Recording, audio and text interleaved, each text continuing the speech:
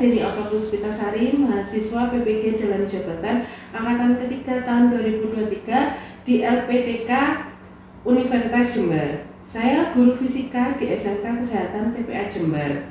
Saya akan melaksanakan praktik pembelajaran dengan penerapan model pembelajaran problem based learning dengan metode praktikum menggunakan media PET simulator berbasis e-modul pada materi listrik dinamis guna memenuhi tugas ujian kinerja PPG dalam jabatan Angkatan Ketiga tahun 2023. Sekian dari saya ucapkan terima kasih. Selamat menyaksikan. Wassalamualaikum warahmatullahi wabarakatuh.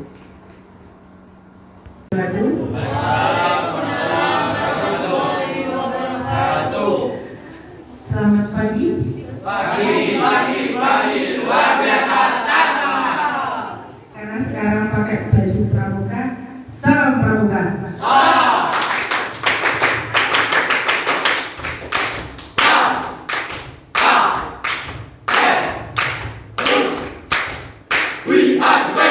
Oke, terima kasih anak-anakku sekalian.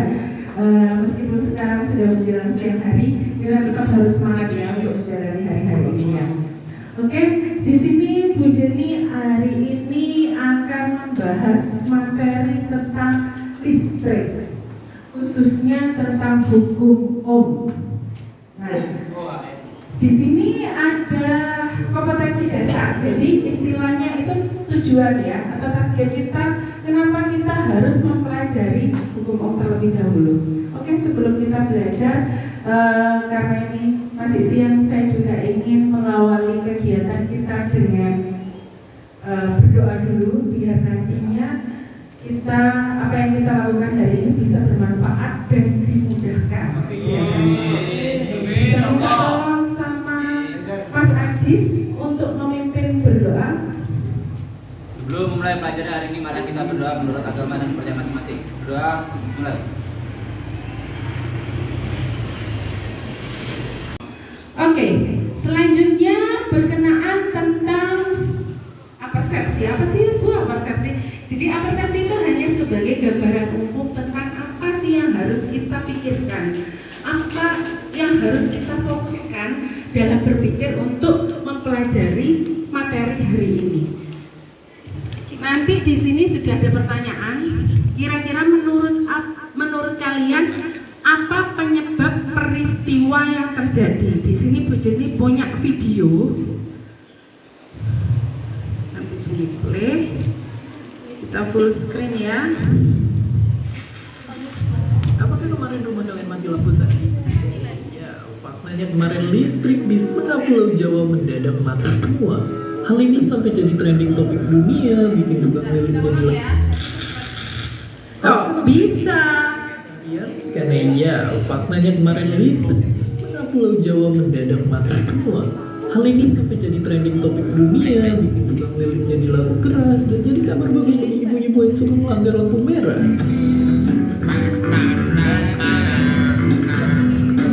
Semua orang pun muncul satu pertanyaan yang sama. Dan bahkan Pak Presiden juga penasaran sampai gregetan. Sebenarnya apa yang menyebabkan ini semua terjadi? Nah, dari video yang Bu Jenny tampilkan itu menggambarkan peristiwa apa? Coba yang bisa angkat tangan. Peristiwa apa yang terjadi dalam video tersebut? Oke, Niki. Listrik padam, ya Ki. Listrik padam. Nah, setelah kalian melihat dari kasus apa yang terjadi adalah listrik padam, kira-kira adakah yang terpikirkan kenapa listrik padam? Boleh angkat tangan? Angkat tangan dulu dong. Aturannya harus angkat tangan. Iya Mas Haidar? Karena arus listriknya terputus. Oke, arus listriknya terputus jawabannya dari Mas Haidar. Ada lagi yang bisa memberikan jawaban? Ada lagi? Bagus, Mas Haidar sudah menjawab listrik putus. Oke, Mbak Deca apa? Konslet. Apa artinya konslet? Ada yang tahu konslet? Konslet itu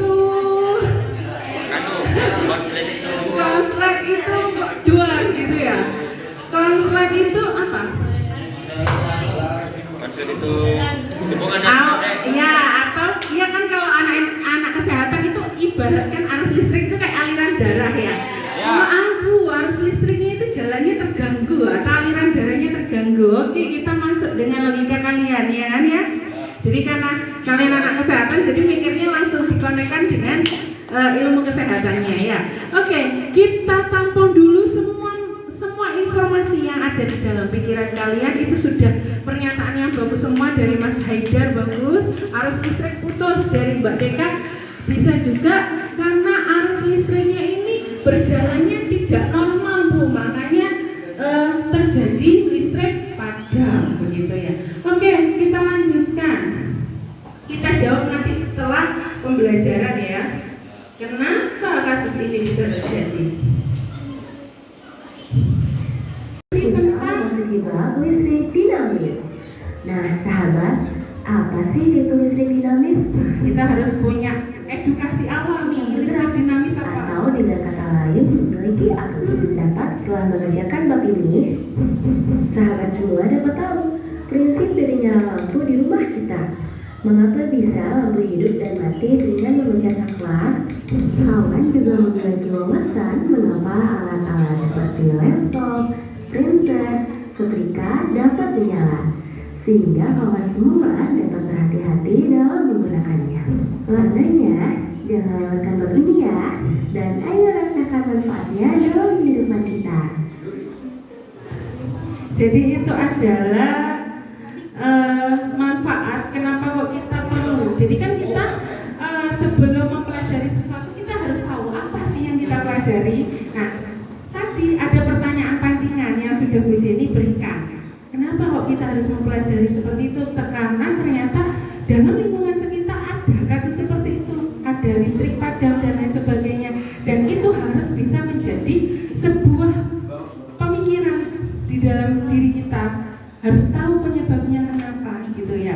Dan di sini adalah manfaat kenapa kok kita harus belajar tentang listrik dinamis. Di sana sudah disebutkan bahwasanya di dalam kehidupan sehari-hari kita tidak akan pernah lepas dengan yang namanya listrik gitu. Bisakah kan kita hidup tanpa listrik? Tidak bisa. Kita harus hidup dengan listrik, terutama tuntutan untuk tahun sekarang itu adalah era digital.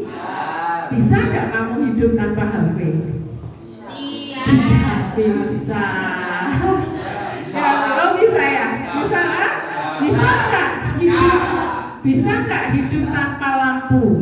Bisa nggak hidup tanpa magicom? Bisa nggak hidup tanpa TV? Bisa nggak? Nah, jadi kita itu semua akan bergantung karena memang sudah rutinitas kita itu selalu berhubungan dengan yang namanya listrik. Oke? Dari sini ada pertanyaan anak-anak? Tidak ada ya? Oke, kita lanjut saja pada kegiatan selanjutnya.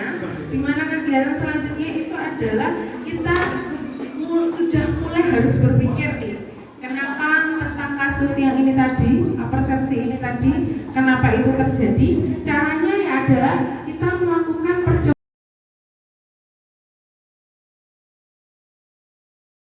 untuk belajar tentang hukum Ohm. Jadi setiap segala sesuatu yang kita lakukan kita harus punya tujuan ya. Tujuannya di sini ada kompetensi dasarnya yaitu menganalisis percobaan. Namanya sudah percobaan berarti nanti kalian akan melakukan sebuah praktikum sederhana khususnya nanti di virtual lab di mana nanti bisa diakses di komputer masing-masing ya. Berkenaan tentang listrik dinamis dalam suatu rangkaian serta penerapannya dalam kehidupan sehari-hari. Kemudian untuk tujuan pembelajaran di sini, kalau di sini tulisannya terlalu kecil ya. Anak-anak, Bu Jenny sudah nge-share untuk e-modulnya atau e-booknya sudah saya sharekan di ketua kelas. Silakan nanti diakses. Jadi bisa membantu telinganya fungsinya untuk mendengarkan Bu Jenny, matanya, visualnya digunakan untuk dibantu membaca di HP masing-masing. Jadi kalian bisa mengakses pembelajaran hari ini di HP kalian masing-masing melalui e-modul yang sudah Bu Jenny berikan. Jadi untuk tujuan pembelajaran yang pertama, melalui praktik tersedia PET simulator sama seperti pertemuan yang sebelum-sebelumnya. Berbasis e-modul, siswa dapat menggambar grafik hubungan antara arus listrik dan beda potensial.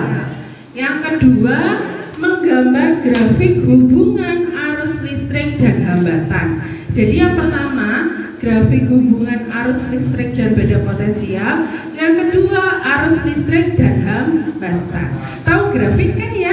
Kalau di matematika pernah dengar grafik? Pernah. Ada sumbu X dan sumbu Y. Nah, nanti kalian akan mendapatkan tabel data pengamatan untuk arus dan tegangan atau arus dan hambatan. Nanti kalian rubah tabel data di dalam tabel tersebut menjadi sebuah grafik. Jadi nanti tinggal digambarkan grafiknya seperti apa. Kemudian yang nomor 3, bisa menghitung besar hambatan. Yang keempat, bisa mengaitkan hubungan antara arus listrik dan beda potensial. Maksudnya gimana, Bu? Ya kalau arus listriknya besar, kira-kira atau kalau beda potensialnya besar, kira-kira arus listriknya bagaimana? Besar atau kecil? Nah, nanti bisa dilihat dalam tabel pengamatan atau praktikum yang akan kalian lakukan. Tinggal dilihat saja datanya. Kalau sumbernya besar, yang arus listrik yang dihasilkan besar atau kecil gitu. Jadi logika berpikirnya seperti itu ya. Kemudian yang nomor 5, mengaitkan hubungan arus listrik dan hambatan. Kemudian sikap yang harus diterapkan selama pembelajaran. Yang pertama, tanggung jawab. Seorang siswa harus bertanggung jawab terhadap tugas-tugas yang diberikan. Kemudian jujur harus dinomorsatukan. Ya, di sini tidak boleh mengajar nilai dengan menggunakan cara apapun, tapi kalian mendapatkannya dengan tidak jujur, itu tidak baik ya. Kita harus sama-sama berproses di sini. Ya, jadi utamakan kejujuran untuk mengerjakan segala sesuatu. Bekerja sama, karena ini kan sudah dalam bentuk kelompok yang sudah dibentuk di kelompok sebelumnya. Kemudian harus berucap dan bersikap dengan sopan dan santun. Usahakan nanti apapun tindakan atau ucapan yang kalian lakukan dalam kegiatan pembelajaran hari ini itu harus dilandasi dengan etika. Jadi kalau presentasi ya harus berpresentasi dengan baik, bahasa yang baik dan beretika. Jadi seperti itu. Oke, untuk lanjut pada kegiatan selanjutnya di virtual lab, kalian sudah buka e-modulnya masing-masing di lab di HP ya? Sudah pegang HP? Sudah pegang HP? Sudah bisa mengakses e-modulnya? Sudah. Nah, sekarang coba dibuka e-modulnya, nah. E-modulnya dibuka. Jadi e-modul ini nanti bisa ya dibuat kalian belajar di rumah tanpa harus ada Bu Jenny ya. Nah, di halaman selanjutnya ini ada glosarium. Glosarium itu adalah nanti bahasan-bahasan apa saja yang akan kita bahas di dalam materi ini. Jadi kalian sudah paham dengan istilah-istilah yang digunakan. Kemudian nanti bisa dipelajari sendiri di rumah. Kita langsung lanjut pada pemeriksaan atau lanjut pada virtual lab-nya. Nah, untuk bisa mengakses virtual lab-nya di komputer sudah saya hubungkan dengan praktikumnya ya. Sudah ada virtual lab-nya? Sudah. Coba Bu Jenny lihat. Virtual lab-nya sudah ada hukum ohm semua. Oke. Kelompok 1, kelompok 2, kelompok 3, kelompok 4 sudah ada hukum ohm. Nah, kalau pertemuan yang sebelumnya kan kita pakai paper ya, pakai kertas untuk mengisi. Bu, kita kalau sudah punya data, ngisinya di mana? Silakan diklik ini, blank worksheet yang ada di bawah. Klik. Live worksheet. Nah, Klik worksheet. Live worksheet. Where is it? Klik worksheet. Ada kan yang di bawah? Berapa? Coba Bu Jenny lihat tampilannya di HP kalian jadinya kayak gimana? Oke, nah iya. Enggak ada ya? Nah, ya. Live worksheet di sana sudah ada ya. Nah, silakan nanti. Jadi kalau kemarin hasilnya itu satu kelompok cukup satu ya. Tapi kalau sekarang semuanya harus ikut mengerjakan. Jadi cukup satu orang saja yang operasikan. Nanti kalau sudah punya data, langsung ambil HP-nya, dicatat datanya di HP semuanya. Jadi nanti diisi namanya masing-masing, kelasnya, kemudian kelompok berapa, jadi hitung ya. Kelompok 1, kelompok 2, kelompok 3, kelompok 4. Jadi nanti 1, 2, 3, 4. Sudah dibuka live worksheet-nya? Sudah. Makanya nanti akan muncul seperti ini ya nak. Sebentar.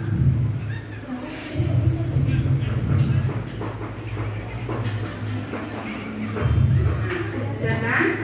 Bu Jenny kasih satu contoh ya, proses kita mengoperasikan virtual lab-nya.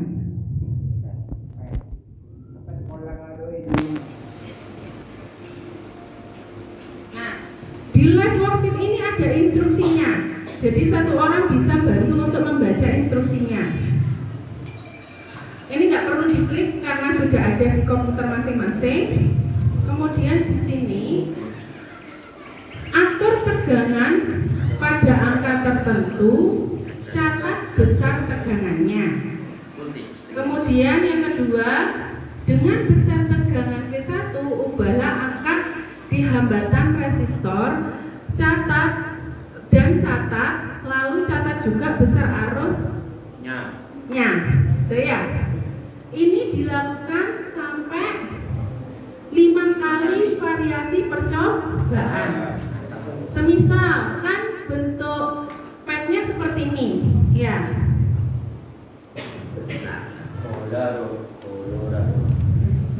Seperti ini kan bentuk padnya ya.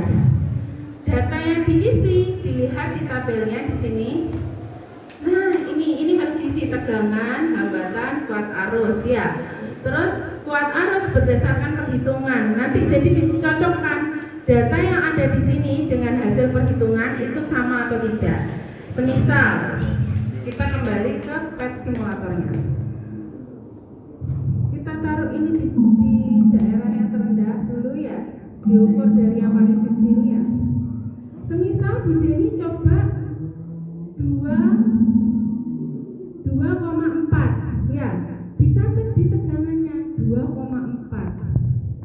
Nah, dicatat di sini 2,4. Oh 3, fokus berarti 2,4. Terus di sini berapa ini nak hambatannya? 255. Oh, dicatat 255. Diklik dulu ya. Terus ini kuat arusnya dilihat dari mana? Dilihat di sini kuat arusnya. Karena ini kuat arus berapa? 9,4. Ditulis 9,4. Nah, ini nanti dihitung berdasarkan perhitungan. Ada yang punya kalkulator? Bu Jenny punya di sini kalkulator. Kita tampilkan di sini aja. Kalkulator ya. Kalau waktu praktikum boleh menggunakan kalkulator anak-anak. Kalkulator. Dilihat rumusnya untuk mencari arus. Tegangannya salah. Oh, tegangannya salah. Berapa nak tegangannya di sini? 2,4. Oh, 2, oh, Bu Jenny salah nyaruh tempat ya. Oh, ini. Namanya jenengan ya? Oh, ini. Sudah? Ada lagi yang salah? Sudah, benar. Berarti tinggal hitungnya ini ya. Kita pakai kalkulator. I sama dengan V dibagi R. V-nya berapa? 2,4. 2,4. mana bagi 255. Hasilnya 0,0094 ya. Nah, ini kan yang diminta miliampere ya. Di sini miliampere. Berarti di sini harus dikalikan 1000 dulu. 1000. Jadi 1 ampere itu sama dengan 1000 miliampere. Jreng. Berarti 9,4. Pakai pembulatan saja, satu angka di belakang koma, 9,4. Seperti itu. Bisa mengerjakannya? Ya, bisa. Oke, kalau sudah bisa silakan bekerja sesuai dengan kelompoknya masing-masing. Dibagi tugasnya, satu mengoperasikan, satu mengisi data di HP. Ya, jangan lupa identitasnya. Satu menghitung menggunakan kalkulator. Nah, mungkin yang mengoperasikan komputer bisa dibantu sama temannya untuk diisikan datanya di HP-nya. Begitu ya. Jadi harus berkolaborasi dengan baik.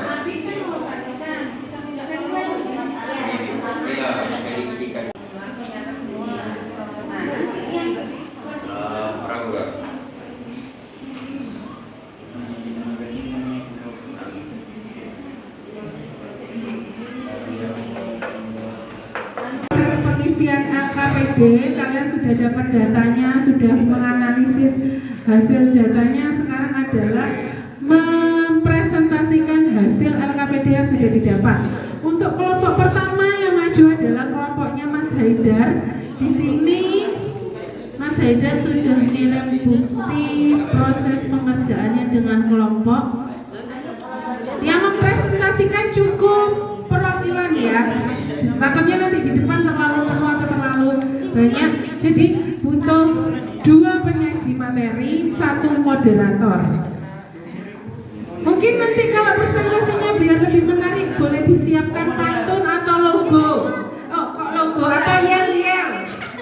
Ya, boleh menyediakan pantun atau yel-yel biar kita pembelajarannya tetap semangat. Assalamualaikum warahmatullahi wabarakatuh. Waalaikumsalam warahmatullahi wabarakatuh. Salam pramuka. Salam.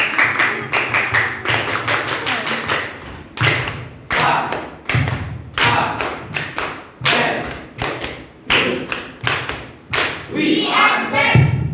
Baik, perkenalkan nama saya Ahmad Yakir Priyatama.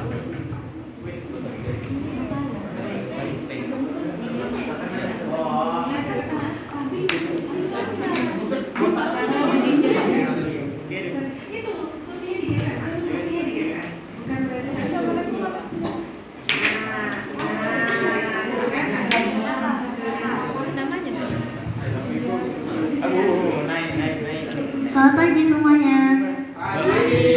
Berdirinya saya di sini untuk mempresentasikan hasil diskusi dari kelompok saya, bukan untuk mempresentasikan perasaan saya ke dia. Nah, yang pertama perkenalkan saya sebagai moderator yaitu si Farida itu Zahra. Saya sebagai pemateri Ahmad Yakir Priyatama. Dan selanjutnya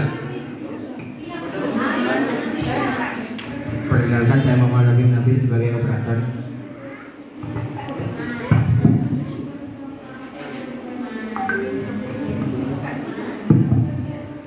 baik.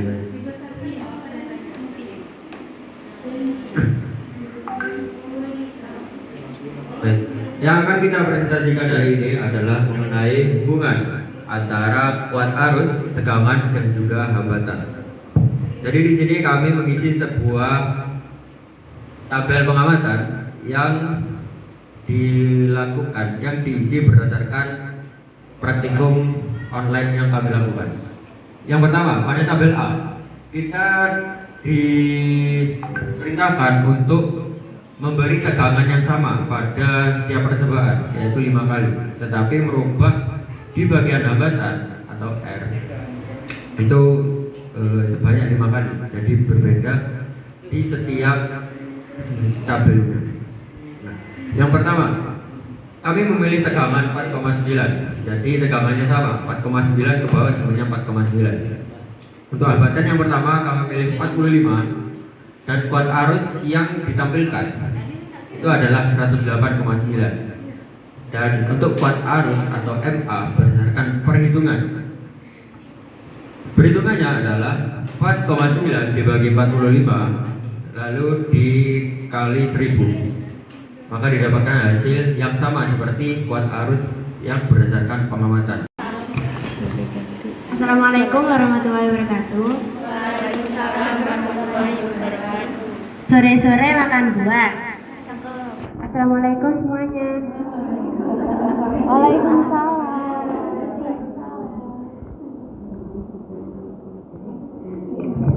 Oke, jadi di sini kami akan menjelaskan tentang percobaan pertama dari tabel pengamatan yang sudah kita lakukan tadi. Nah, di sini kita membahas tentang hubungan antara tegangan dan kuat arus. Nah, jadi di sini kita menggunakan nilai hambatan yang sama. Kalau tadi di percobaan yang pertama itu kita menggunakan nilai tegangan yang sama, tetapi hambatan yang berbeda. Tetapi kali ini kita menggunakan hambatan yang sama dengan tegangan yang berbeda. Jadi kita melakukan percobaan kebalikan dari percobaan yang pertama tadi. Oke, di sini kelompok kami sudah melakukan percobaan dengan 5 data ini. Nah, saya bacakan satu persatu. Untuk percobaan yang pertama, kami menggunakan tegangan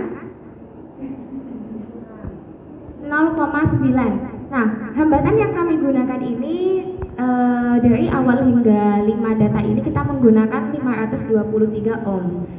Nah, di sini tegangan yang pertama kita menggunakan 0,9. Jadi untuk kuat arusnya terdapat 1,7. Nah, kuat arus berdasarkan perhitungan itu tegangan dibagi hambatan yaitu 0,9 dibagi 523 dikalikan 1000. Hasilnya yaitu sama dengan kuat arus berdasarkan pengamatan sebanyak 1,7.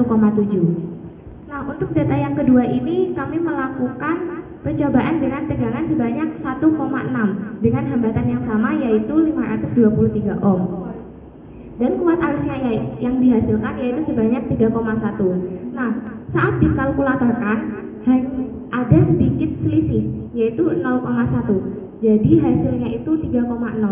Tetapi rata-rata untuk data yang lain, data ketiga hingga kelima itu rata-rata hasilnya sama dengan kuat arus berdasarkan pengamatan.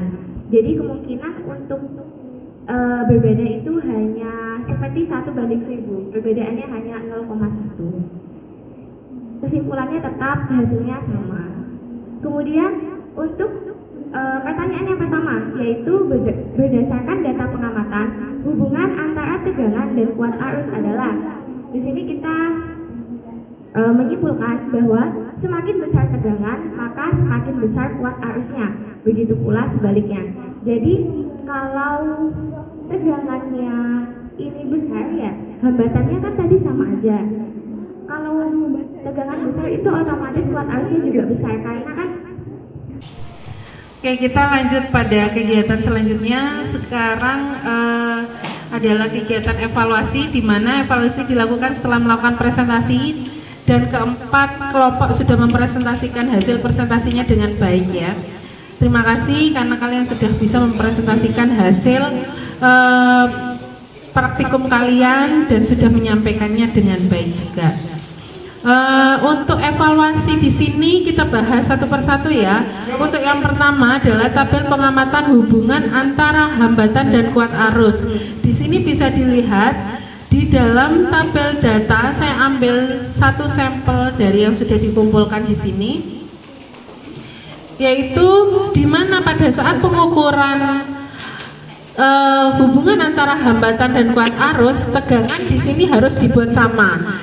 Dan di sini tegangannya dibuat sama senilai 4,9. Jadi indikator atau grafik yang kita gambarkan di sini nanti hubungan antara hambatan dan kuat arus saja. Cara membuat grafik adalah kita buat grafik terlebih dahulu sumbu X dan sumbu Y, di mana sumbu Y-nya itu berfungsi sebagai kuat arus, sumbu X-nya berfungsi sebagai hambatan. Nah, dalam penulisan grafik di sini skalanya itu harus tetap. Tapi karena kita nominalnya adalah skalanya yang tidak beraturan, jadi mungkin di sini kita hanya perlu untuk mendapatkan gambaran umumnya saja. Tapi kalau di dalam konsep matematika, untuk membuat grafik skala itu harus tetap. 40, 80, 120, jadi tidak boleh ada skala yang punya perbandingan yang berbeda.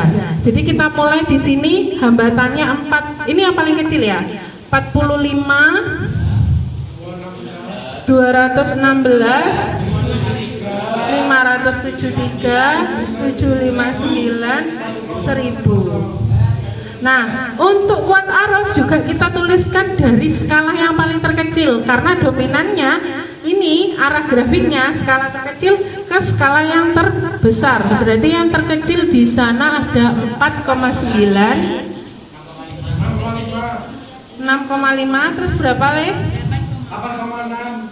8,6 terus berapa? 22,7, 108,9. Oke, kita tinggal memasangkan atau menghubungkan sesuai dengan pasangannya. 45 dengan 108,9 dihubungkan. 22,7 sama 216. 86 dengan 573, 65 dengan 79, 49 dengan 1000.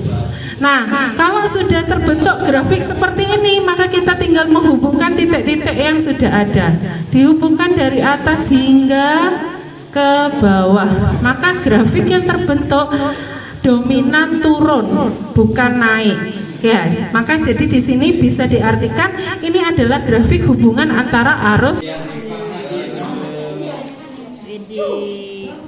Dasar masuk hukum kekuatan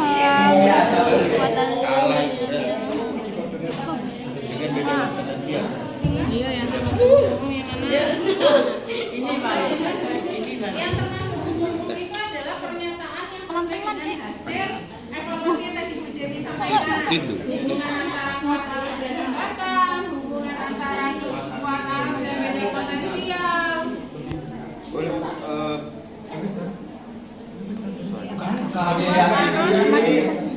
Ayo, kuat arus itu berbanding lurus sama berbanding terbalik? Ya, berbanding lurus. Beda potensial. Banding. Iya. DJ OB boleh banding. Ada salah guys.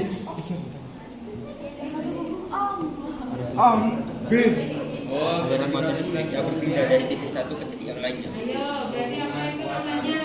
Pertama, bahwasanya perbedaan itu bukan untuk dimusnahkan, tapi perbedaan itu untuk memperkaya diri.